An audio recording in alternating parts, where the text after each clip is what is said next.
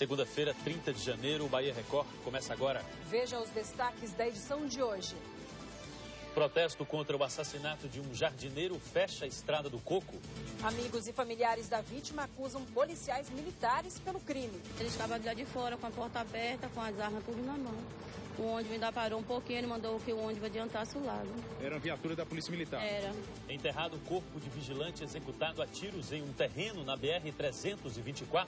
Ai, meu Deus, eu quero justiça, meu Deus. Você vai ver também as imagens impressionantes do incêndio em um cemitério da capital. Bandidos assaltam mais um banco no interior do estado. Em Salvador, o alvo foi um caixa eletrônico aberto com maçarico.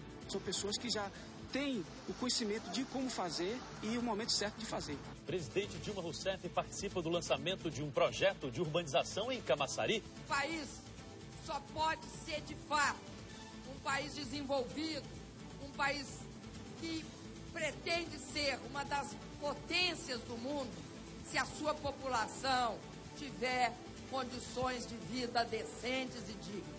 Tem ainda o futebol. Bahia vence a segunda partida seguida, já o Vitória empata sem gols em casa.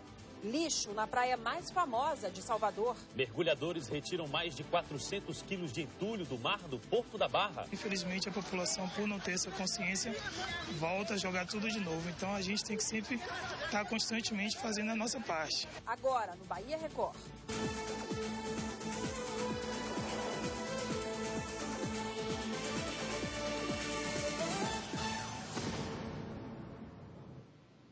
Boa noite. Boa noite. A presidente Dilma Rousseff deixou Salvador no início da tarde de hoje com destino ao Caribe, onde visita Cuba e o Haiti. Ela chegou ontem à capital baiana para participar de uma cerimônia em homenagem às vítimas do Holocausto. Hoje, pela manhã, a presidente foi a Camaçari, na região metropolitana, para o lançamento de um projeto de urbanização da cidade. O investimento de cerca de 270 milhões de reais vai beneficiar 90 mil pessoas. A presidente Dilma Rousseff entrou no palco montado na cidade do Saber, em Camaçari, na companhia do governador Jacques Wagner. Entre as autoridades presentes estavam 6 ministros de Estado. A senhora vem aqui hoje assinar a emissão de ordem de serviço para início das obras de urbanização do Rio Camaçari.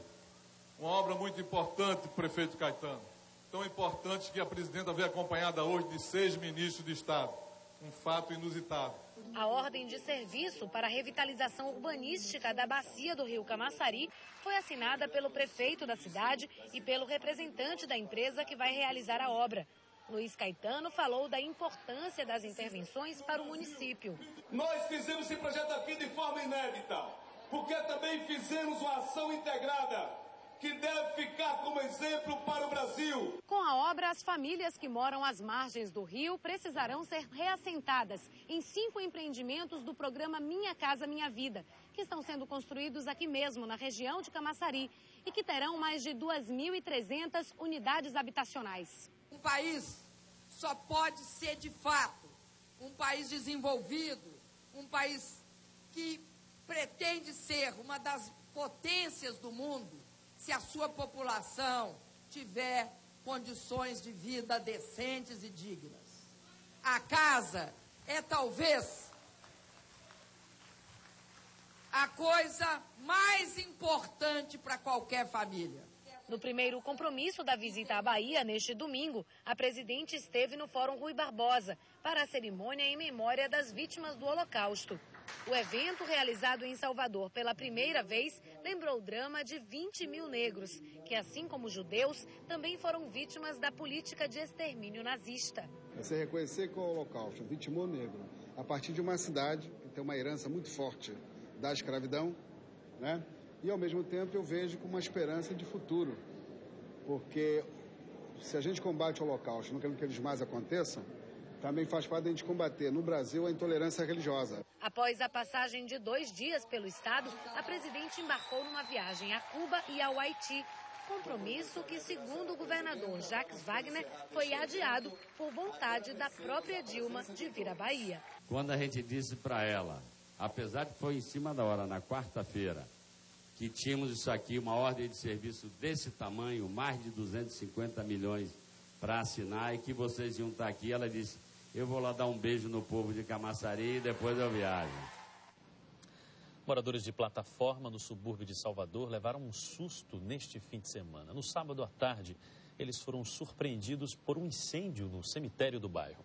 As imagens feitas por um cinegrafista amador mostram o momento em que o local está completamente tomado pelas chamas e pela fumaça. A cena chamou a atenção de muitos moradores da região. De acordo com a Secretaria Municipal de Serviços Públicos, antes do incêndio foi feito um serviço de capinagem no cemitério e o fogo teria começado por causa de uma ponta de cigarro. As chamas se alastraram rapidamente. O corpo de bombeiros foi chamado, mas antes que eles chegassem ao local, os próprios trabalhadores que faziam a limpeza do terreno conseguiram apagar o incêndio. Continua internado o vigilante Sidney Rosário, baleado ontem em um terreno de uma empresa de operações portuárias na BR-324.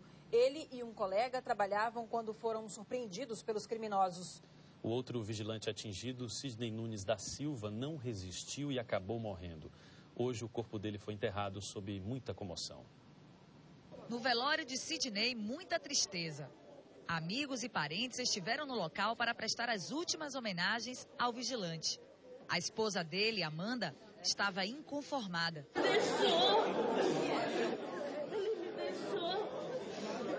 A Laíde, a irmã dele, estava revoltada. A empresa não prestou o que devia ao meu irmão, né?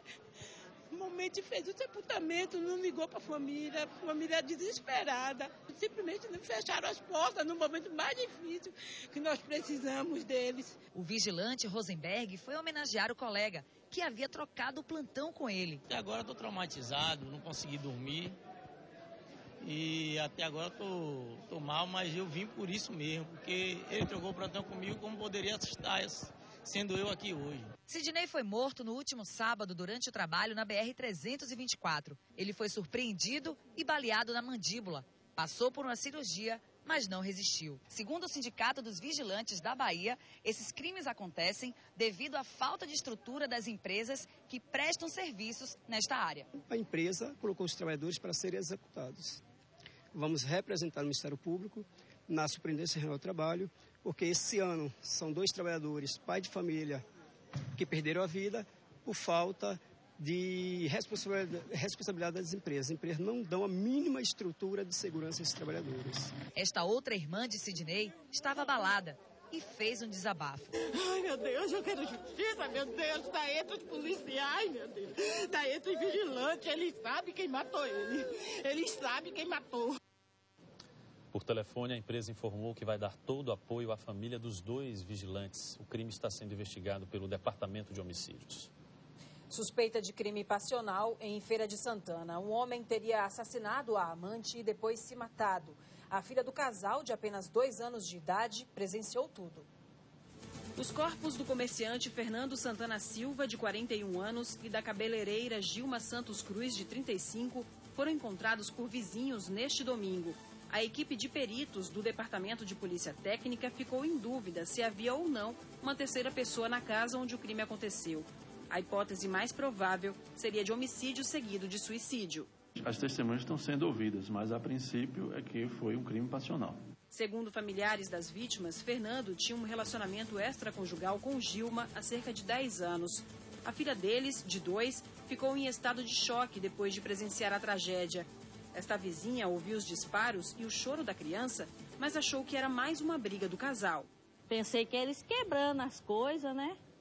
Ainda liguei para a polícia, mas depois falei, não, esse negócio de casal, a gente se meter, estão conversando, tem a menina chorar, aí deixei para lá. Foram enterrados na tarde deste domingo no cemitério Jardim da Saudade, em Salvador, os corpos do empresário André Sintra Santos, de 55 anos, e do filho dele, Matheus Braga Sintra, de 21. A imprensa não foi autorizada a se aproximar do local do velório. Segundo familiares, a proibição foi para proteger um outro filho do empresário, que também pode estar sofrendo ameaças. Pai e filho foram mortos a tiros na manhã da última sexta-feira, neste terreno que pertenceria às vítimas, localizado na Avenida Paralela, próximo ao Parque de Exposições. André e Matheus estavam dentro deste carro e, segundo testemunhas, foram executados por 4 homens que chegaram num veículo prata. Os 2 teriam ido ao local para fotografar uma placa que permitia o estacionamento na área, sem o consentimento deles.